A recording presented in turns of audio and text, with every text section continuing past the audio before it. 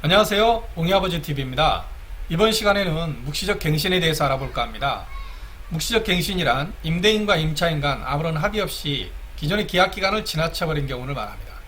당사자 중 일방은 의도적일 수도 있고 또는 실수일 수도 있겠지만 이렇게 암묵적으로 갱신된 경우 묵시적 갱신이라고 합니다. 묵시적 갱신의 효과는 많이들 알고 계신데요. 그러나 현장 실무에서 갱신이 된 후 계약서를 다시 쓰면서 실수를 하는 경우가 종종 있습니다. 사소한 실수로 큰 코 다칠 수 있으니 영상 끝까지 보시면서 임대 현장의 속내를 보시면 분명히 도움이 되실 겁니다. 먼저 사례를 보시죠. 사모님, 저희가 사정이 있어 집을 빼야 할 것 같아요. 3개월 있다 이사 갈게요. 네? 한 1년 반 남지 않았어요? 만기 채우고 나가야죠. 자동 연장 되었잖아요. 네. 묵시적 갱신이 된 상태라 저는 언제든지 해지할 수 있어요. 3개월 후에 이사 나갈 거예요. 위 사례에서 핵심 키워드는 묵시적 갱신입니다. 묵시적 갱신에는 주택임대차보호법 6조 계약의 갱신편에 나와 있습니다.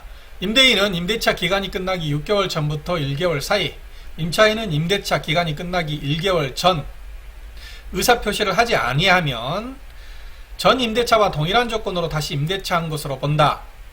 제1항의 경우 임대차 존속기간은 2년으로 본다. 이기의 차임액에 달하도록 연체하거나 그 밖에 임대인으로서 의무를 현저히 위반한 임차인에 대한 제1항을 적용하지 아니한다. 이렇게 규정하고 있습니다. 자, 덧붙여서 제6조 2항 주택임대차보호법의 묵시의 갱신의 경우 계약의 해지편도 참고하겠습니다.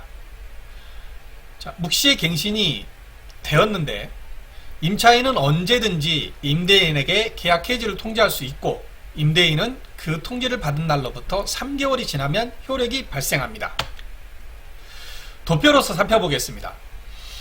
묵시적 갱신은 임대인이 6개월 전부터 1개월 전, 즉 계약 만료일이 되기 6개월 전부터 1개월 전 사이 임차인은 1개월 전 그 이전에 특별한 의사표시를 하지 아니하면 당연히 묵시적 갱신이 되고요. 묵시적 갱신이 된 후 계약 해지는 임대인은 계약 해지권이 없습니다. 임차인은 계약 해지권이 있는데 계약 해지를 하고 임대인에게 통보한 지 3개월 후가 되면 계약 해지의 효력이 발생됩니다. 한편 묵시적 갱신은 일정한 요건 하에서 임차인이 주장하지 못하는 경우가 있습니다. 임차인으로서 의무를 위반한 경우인데요. 이기의 차임액에 달하도록 연체하거나 그 밖에 임차인으로서 의무를 현저히 위반한 경우입니다. 2기에 달하도록 월세를 연체한 경우의 이기란 현재 2달분 연달아 2번일 필요가 없습니다. 현재 2기 보통은 월세니까 2달분의 월세가 연체되어 있는 상황이면 족합니다. 그 밖의 임차인으로서 의무를 현저히 위반한 경우란 임대인의 동의 없는 전전대, 양도금지 특약 위반 등등이겠습니다. 이와 같이 임차인의 의무를 위반한 경우에는 민법, 상가임대차보호법, 주택임대차보호법 등 특별법이 부여한 임차인의 특별한 혜택을 전혀 누릴 수가 없습니다. 다음은 임차인이 계약 해지권을 주장해서 중간에 나가게 되었는데 그 경우 중개수수료는 누가 부담해야 할지 알아보도록 하겠습니다. 임대인의 입장에서는 2년 연장이 되었는데 중간에 해지를 하면 당연히 임차인이 내야 된다고 생각할 수 있습니다. 그러나 묵시적 갱신 후 해지를 하면 임대인이 통지를 받은 날로부터 3개월이 지나면 그 효력이 발생한다고 했고 이때 그 효력이 발생한다는 의미는 계약의 종료를 의미합니다. 계약의 종료라면 당연히 중개수수료는 임대인이 부담하는 게 맞습니다. 간단하게 사례 한번 보겠습니다. 201호 선생님, 제가 요즘 깜빡깜빡하네요. 자동 연장이 돼버렸네요. 그래도 계약서 다시 써야겠죠? 굳이 안 써도 상관없는데요. 뭐 그러시죠 뭐.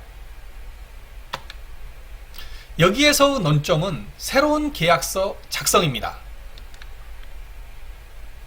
덧붙여서 묵시적 갱신과 재계약의 차이에 대해서 알아보겠습니다. 가장 큰 차이점은 임차인의 계약 해지권 보유입니다. 묵시적 갱신의 경우는 임차인이 계약 해지권이 있고 따라서 계약 해지 통보를 할 수 있습니다. 3개월 후 효력이 발생됩니다. 그 경우 중개수수료는 당연히 임대인이 부담해야 되겠죠. 그러나 재계약의 경우는 계약 해지권이 없습니다. 해지 통보 불가능하지요. 일반적으로는 중간에 나가게 되는 임차인이 중개수수료를 부담하는 걸로 통상 알고 있습니다. 그러나 여기에 관해서는 좀 더 세밀하게 살펴볼 필요가 있고 나중에 또 영상을 제작해서 보여드리도록 하겠습니다. 결국 임차인의 입장에서는 묵시적 갱신이 훨씬 유리합니다. 위 사례처럼 묵시적 갱신이 된 후에 계약서를 다시 작성하자는 요구가 온다면 임차인 입장에서는 계약서를 작성하지 않고 그대로 가는 게 유리합니다. 혹여 어쩔 수 없이 재작성을 할 때라도 새로운 계약서를 작성하지 말고 기존 계약서에 추가 기재를 통해서 작성해야 합니다. 기존 계약의 대항력, 확정일자 유지에 꼭 필요하며 기존의 계약서를 반드시 보존해야 합니다. 혹시라도 새롭게 계약서를 작성했다면 확정일자 다시 받으셔야 하고요. 보통 임대인분들도 묵시적 갱신은 아시는데 묵시적 갱신이 되면 당연히 2년으로 된다고 아시는 분들이 많더라고요. 계약기간을 2년으로 정해버리면 재계약처럼 돼버리니 계약기간은 묵시적 갱신의 효과에 따른다라는 문구로 대체해야 합니다. 정리하자면 묵시적 갱신이 돼버리면 임차인은 아무 때나 해지 가능하고 2년을 주장할 수도 있으니 임대인 입장에서는 계약기간 만료 전 적당한 시기에 재계약에 관한 합의를 하는 게 법률관계의 안정성을 위해 현명한 거라 볼 수 있습니다. 묵시적 갱신에 대해서 최종 정리를 하겠습니다. 임대인은 계약 종료 전 6월부터 1월 사이, 임차인은 1월 전 의사표시가 없으면 묵시적 갱신이 됩니다. 묵시적 갱신이 되면 전 임대차와 동일한 조건으로 재임대한 것으로 되는데 임대기간은 2년으로 봅니다. 이 경우 임차인만 계약 해지권을 보유해서 임대인에게 통지 후 3개월이면 계약이 종료됩니다. 묵시적 갱신이 된 후 재계약서 작성은 불필요합니다. 혹시 작성한다면 그 기간에 유의해야 합니다. 이상으로 묵시적 갱신에 대한 영상을 마치며 영상을 보신 분들은 묵시적 갱신의 효력을 제대로 이해하시고 혼동 없이 스스로 의사에 기해 임대차 관계를 잘 풀어나가시길 바랍니다. 감사합니다. 구독과 좋아요 꼭 눌러주십시오. 감사합니다.